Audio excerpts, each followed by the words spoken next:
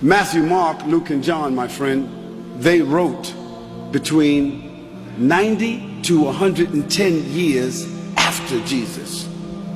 Paul wrote between 50 and 60 years after Jesus.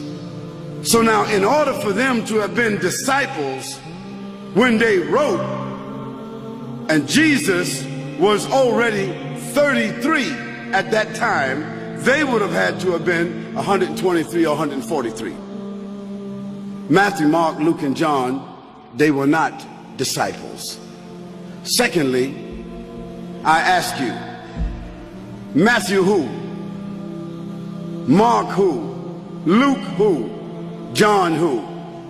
How could four people that wrote separately, all of them forgot to write their last names?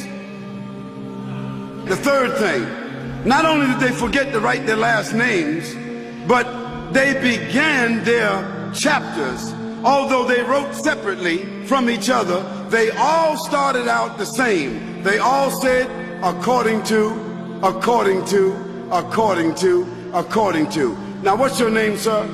Paul. If you wrote me a letter or wrote your wife a letter, would you write according to Paul? No, you wouldn't. You would write your name at the end. And if you were asking for a debt that I owed you, you would write your last name and your address. The gospel writers, the alleged gospel writers, they didn't write a name, they didn't write an address, they didn't write a reference, and in the beginning of each one of their gospels, they said, according to, according to, according to, according to. No one knows who these people are who wrote those four gospels. They absolutely were not disciples.